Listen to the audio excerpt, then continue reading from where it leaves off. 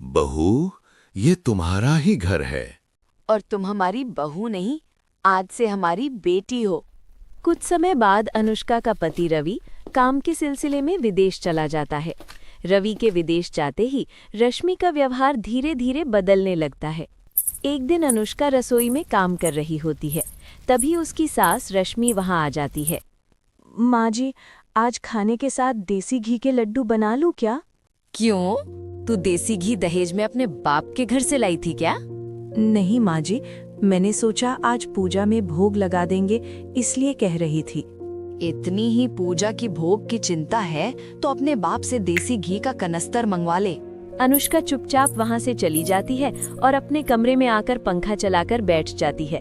तभी रश्मि वहां आ जाती है। अरे ओ राजकुमारी, बिजली का बिल क्या तेरा बाप भरेगा? जी माँ जी, बहुत गर्मी है, इसीलिए पंखा चला लिया। काम की न काज की, दुश्मन अनाज की। चल जल्दी उठ और बाथरूम में पड़े कपड़े धो दे, यहाँ काम चोरों की तरह पड़ी रहती है। इसी तरह अनुष्का की सास रोज उसे ताने मारती रहती थी और अनुष्का मन ही मन बहुत उदास रहने लगी। एक शाम अनुष्का बाहर कपड़े धो रही थी, तभी उसकी सास वहां आ जाती है। अरे करम जली, इतना साबुन बर्बाद कर रही है, यहाँ कोई मुफ्त का नहीं आया है। माँ जी, मैंने तो बस थोड़ा सा ही साबुन लगाया है।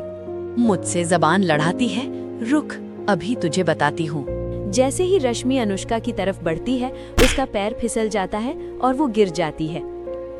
हे भगवान, इस कामचोर ने मुझे गिरा दिया। जब से आई है मनहूसियत फैला रखी है। हाय मर गई, मार डाला इस करम जली ने मुझे। अरे माँ जी, आप गिर गईं? आप बिल्कुल चिंता मत कीजिए, मैं हूँ ना। अनुष्का तुरंत डॉक्टर को बुलाती है। डॉक्टर आकर रश्मि को इंजेक्शन लगाते हैं। मैंने इन्हें इंजेक्शन दे दिया है, धीरे धीरे आराम मिलेगा, लेकिन कम से कम 1 हफ्ते तक इन्हें आराम करना होगा। ठीक है डॉक्टर साहब। इतना कहकर डॉक्टर चले जाते हैं। अनुष्का दिन रात एक करके अपनी सास की सेवा करती है। उसी रात रश्मि को होश आता है। वो देखती है कि राजू सामने खड़ा है। अरे भाग्यवान, ये सब कैसे हुआ? मुझसे क्या पूछ रहे हो? अपनी लाडली बहू से पूछो। रश्मि, तुम उसके साथ ऐसा व्यवहार क्यों करती हो? तुम्हें पता है, जब अनुष्का तुम्हें कमरे में लेकर आई थी तब तुम बेहोश हो गई थी। फिर अनुष्का ने डॉक्टर को बुलाया और दिन रात बिना कुछ खाए पिए तुम्हारी सेवा की। वो एक पल के लिए भी यहाँ से हिली तक नहीं। तभी अनुष्का कमरे में आती है। लीजिए माँ जी, आपकी दवाई, इसे खा लीजिए, इससे आपको आराम मिलेगा और आप जल्दी ठीक हो जाएंगी।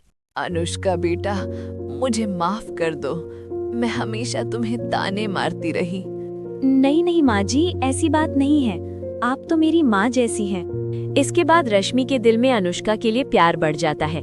सब कुछ ठीक हो जाता है और सभी लोग प्यार से मिलजुल कर रहने लगते हैं।